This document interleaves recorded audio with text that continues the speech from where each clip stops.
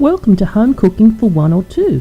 I'm going to cook a roast leg of lamb with vegetables, some nibbles and some dessert. Here is some instructions on how long you should cook your leg for. I have cooked for 2 hours and 10 minutes for resting in the oven. First off, I look at the vegetables I'm going to roast. Potato, pumpkin, carrot, sweet potato, onion. I've used jack pumpkin due to the fact that it's quite soft to the skin, so it's easier to cut. So basically cut it and put it into pieces equal size.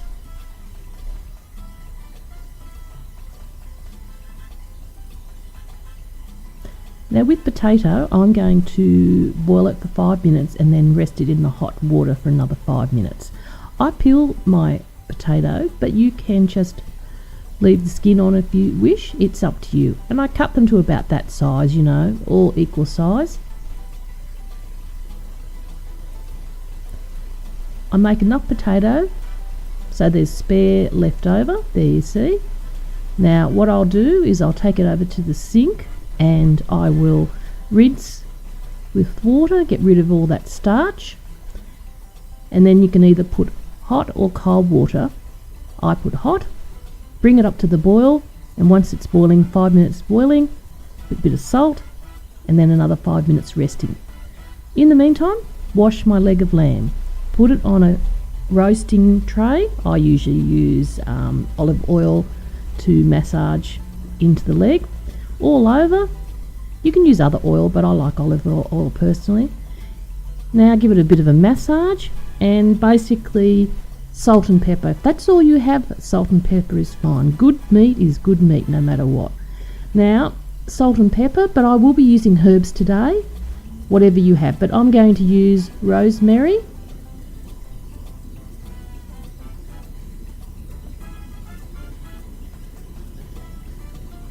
I usually put the rosemary at the bottom and a little bit on top. And for a 1.6 kilo leg of lamb, or 3.3 pounds of a leg of lamb, total cooking time will be 2 hours. Now I make some cuts into the lamb and put the garlic I've just cut up. Let the flavours infuse the lamb while it cooks. That's looking good. I have chives and I'll put that fresh on top of the leg of lamb as well. Now a really important thing is stock. I use chicken stock. You could use vegetable stock. You could use water and orange juice, some sort of liquid. And usually the first time I put it at a high temperature, 220 degrees Celsius or 400 degrees Fahrenheit for 30-40 minutes. Potatoes have been resting and I put them into a roasting tray, and now I get the other vegetables ready. Carrots are a hard vegetable. They cook similar to the potatoes.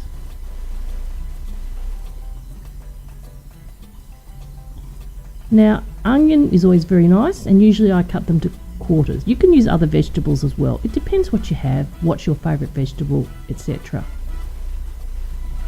Now zucchini is a soft vegetable. It cooks more quickly than the harder vegetables, so I make them into a larger size. Then I will put some oil on my potatoes or the mixture of vegetables in the tray and mix them, and then I will put herbs. Of course the most basic is salt and pepper.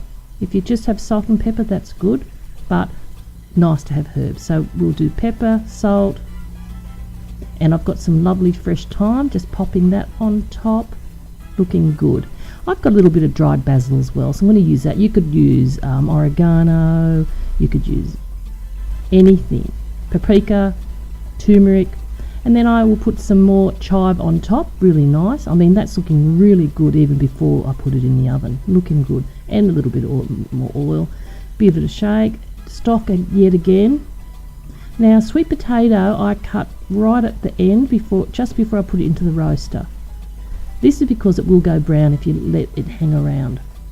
It's a soft vegetable as well. So again, put in the oil and put all the different herbs on top, mix it.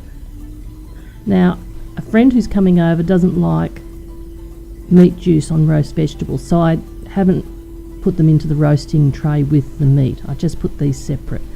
But the pumpkin in the background I will be actually putting in with the meat when it comes out. As you can see, the chives, basil, whatever you've got. And of course the most basic is salt and pepper.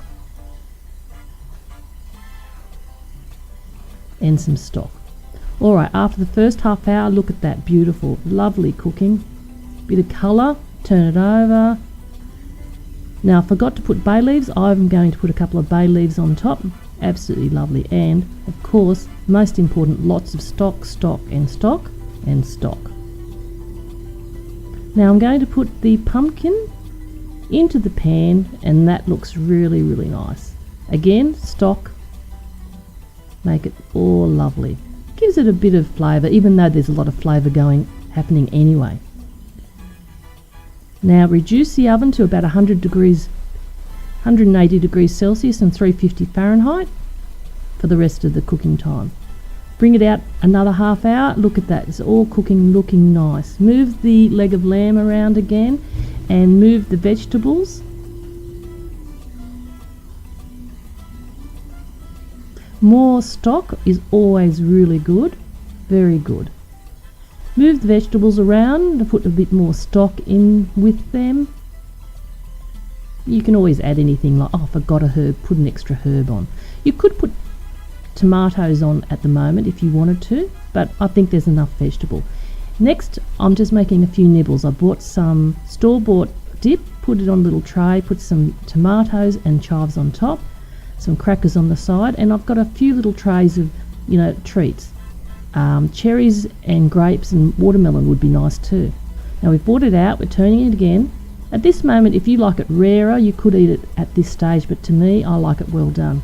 Of course, stock, and then I move the vegetables, and I have moved the pumpkin in with the soft vegetables, which are cooking well, which I think I'll alfoil it because it's starting to get a little bit too well cooked. But it will be nice, I can assure you.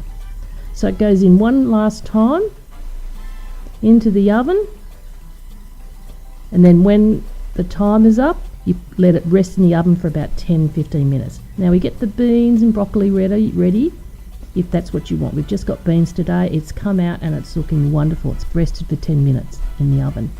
It's looking good. Now we'll put the leg of lamb onto a plate, and whilst that's resting for a few minutes, I'll just make the gravy.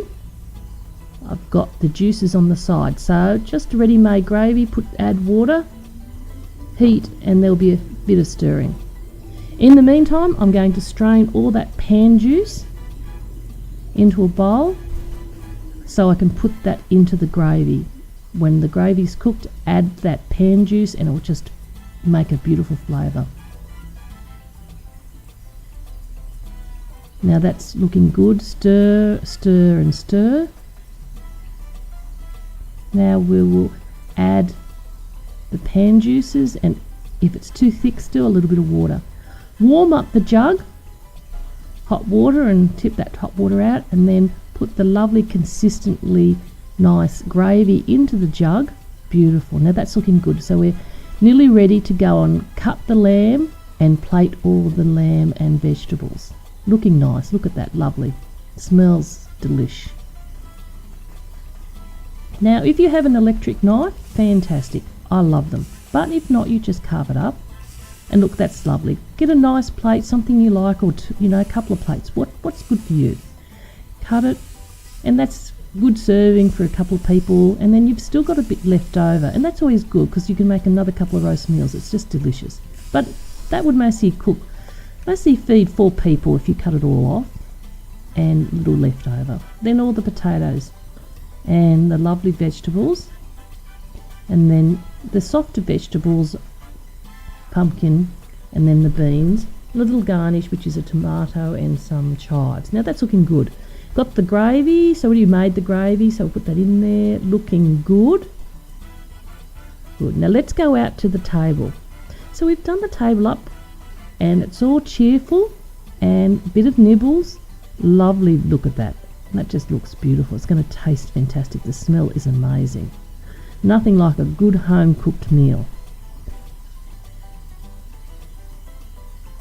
Now, We'll plate that up. Look at that. That is beautiful. Nibbles, and then soon enough, dessert. I've got some jelly down the bottom, pineapple and fresh mango, a bit of ice cream and a bit of grated chocolate. Please enjoy. Thank you for watching.